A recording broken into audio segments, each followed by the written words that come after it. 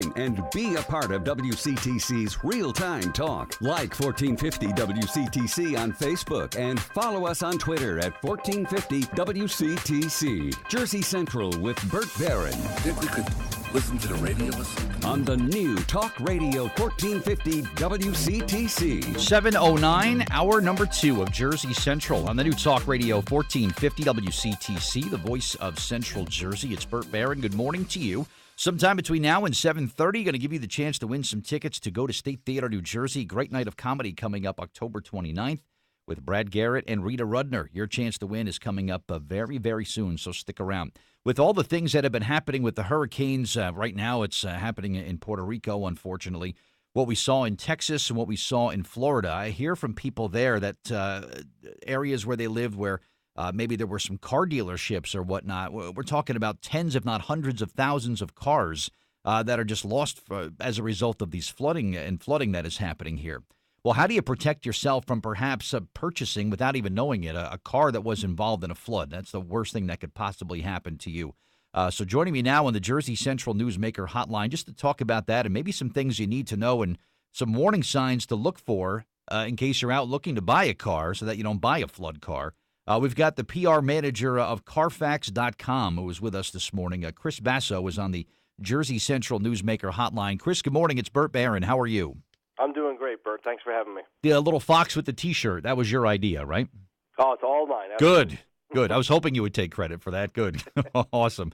Carfax, you guys, of course, are keeping an eye on what's going on with this. And maybe it's the first thing you think of as well is like, wow, all these cars are going to be flooded. What's going to happen? What do we need to know about cars that are involved in catastrophic floods like this, Chris?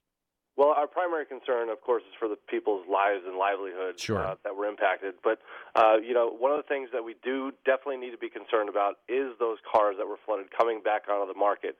And historically, after we see massive flooding like we did this year so far, about half of those cars do make their way back into the market in some form or another. And, in fact, in New Jersey alone, there's already over 11,000 flooded vehicles from previous storms that are on the road in somebody's driveway or perhaps up for sale, and that number after Harvey and Irma is sure to increase. Wow. Now, is there some sort of tracking thing, Chris? Maybe the manufacturer, let's say, for example, there's a manufacturer that knows they have cars that were damaged as a result of flooding in one area of the country. Can't they just sort of, delist or deactivate those vehicle ID numbers so that those cars are never resold again, or it's not that easy? It's not that easy, and in fact, it is legal to sell flooded vehicles as long as there is disclosure of the fact that they were flooded. But unfortunately, with disaster comes opportunity for some con men to clean up these cars, move them to other areas of the country, like New Jersey, and resell them to people who don't know it's a flooded vehicle. I mean, certainly New Jersey's seen its fair share of flooding over the last few years. Those Sandy vehicles are still, coming out and ending up in people's driveways around the country, and then it's in all likelihood cars from Texas and Florida will make their way up the East Coast and get resold, some without the folks selling you that car telling you that it was actually a flooded vehicle. But that's where Carfax and your mechanic can come in to help protect you. Yeah, that's unfortunate that even happens. A car that's been involved in a flood, Chris, it's damaged permanently, right? That car will never run the way it was built to run once it's been involved in flood water, right? The water is unpredictable in how it's going to affect the vehicle. You're absolutely right. But we do know that sooner than later, it's going to, break down the mechanical systems. It's going to short out the electrical systems and could even compromise the safety systems like your anti-lock brakes and even your airbags. So serious consequences of the floodwater getting into the vehicle, and we have no way of knowing what's going to happen, but it is going to break down the vehicle. And God forbid, one or all those systems fail while you're driving the car, then not only are you in serious trouble, but other people on the road as well. That's scary when safety like that is compromised. You're absolutely right. But all you have to do, but you had mentioned about you have to disclose this, and you kind of know, I'd like to think you know what you're getting into. If someone says, hey, this car was involved in a flood, but I'll give you a good deal on it. But it's buyer beware. There's a lot of things you need to know to protect yourself from buying a car, and some warning signs about if you're going to buy a car that's been involved with a flood, or some things that people should look for if they think maybe a car was involved in floodwater? And I think you hit the nail on the head. If the deal seems too good to be true, it probably is. If somebody's trying to make you buy this car quickly, pump the brakes and make sure you're getting the information. There are signs that you can look for water damage, especially on the inside of the vehicle. If you see excessive rust on the metal parts, the seat belts, the seat rails, the nuts and bolts, that could be a sign that there's water inside the vehicle. Also want to look inside the trunk and the engine compartment for any silt or debris from flood water. But you really want to consult the experts to make sure you're protecting yourself in the best way.